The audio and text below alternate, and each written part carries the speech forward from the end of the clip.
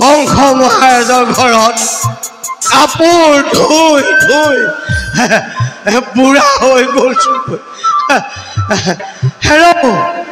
hello' কে পাই মাক ঐ আহ সোনকালে আহ এই মহাৰাজৰ ঘৰত কাপোৰ দিবগৈ লাগে এইজনীনো কোলৈ গ'ল হেল্ল' কে পাই মা আহা সোনকালে আহ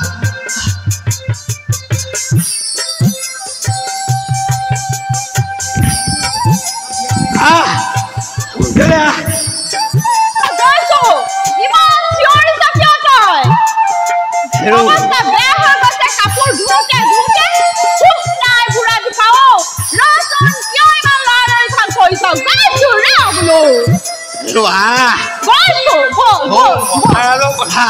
কাপোৰ সোনকালে দিবগৈ লাগিব বুজি পাওঁ নহয় কিবা এতিয়া কথা পাতি তাৰ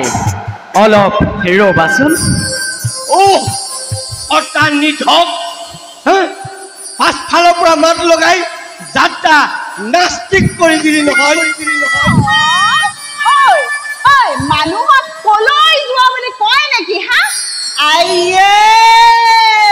এইকেইটা চেহেৰা কি পাছোৱা কেৰে পাৰ দেউতা বেয়া নাপাবা ধুবাকাই পিছে তোমালোকনো কলৈ যোৱা আকৌ দেখিলে ন সিহঁতৰ পিছে মানুহ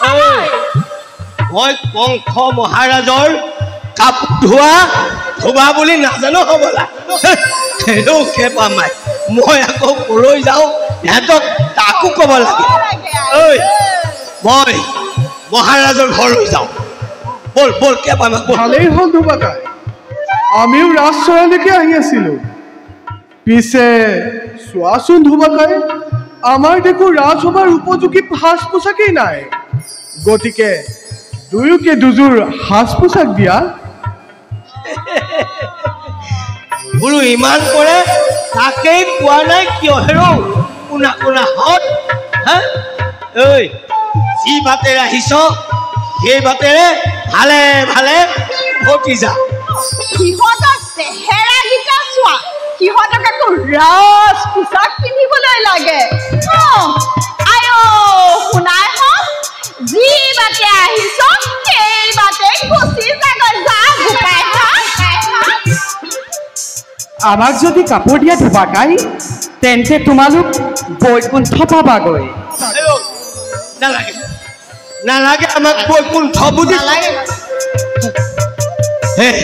আমাক তালৈ নি ধোঁৱা চাঙত তুলিবগৈ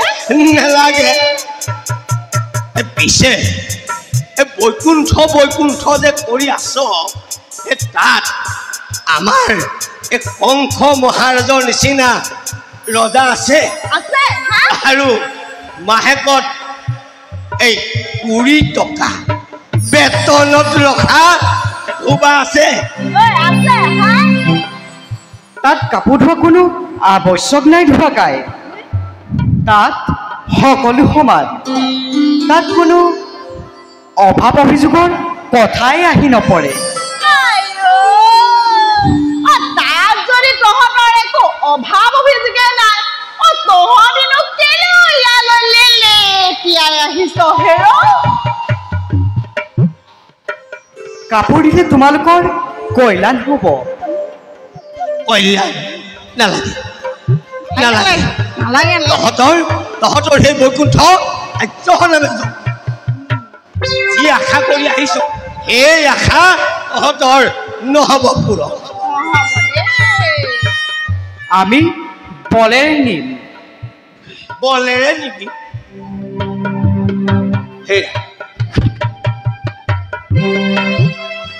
চেহেৰা কেইটা দেখোন ডকাইতৰ দৰেহে লাগিছে নহয় এই কংস মহাৰাজে ইহঁতক এই লফা দফা কৰিবৰ কাৰণে এইখন আয়োজন কৰিছে যেন পাইছো দেই ঠিক কথা কৈছা দেই কেৰেপা দেউতা কাপোৰ দিয়া নে নিদিয়া নিদিলে কিন্তু তোমালোকৰ বিপদ হ'ব ইহঁতৰ কথা চা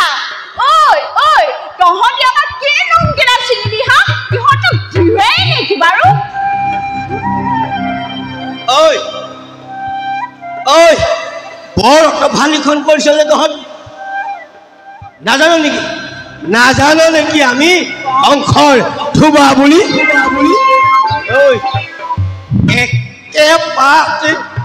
একে পাত চৰত হামুখি খাই পৰিবি কথা অলপ সাৱধানে ক'বা বুজিছা তহঁতি আমাক কিডাল কৰিব পাৰিবি হা কি কৰিবি তহঁতি আমাক হয় নহয় এটা দেউতা কেলে নহয় আকৌ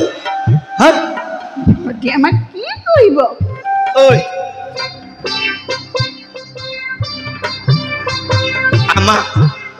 আমাক উপদেশ দিবলৈ তহঁতি কোন হা তহঁত জহনজা আৰু তহঁতৰ আমাক ইহঁতৰ একেবাৰে শুদ্ধ পুৰুষ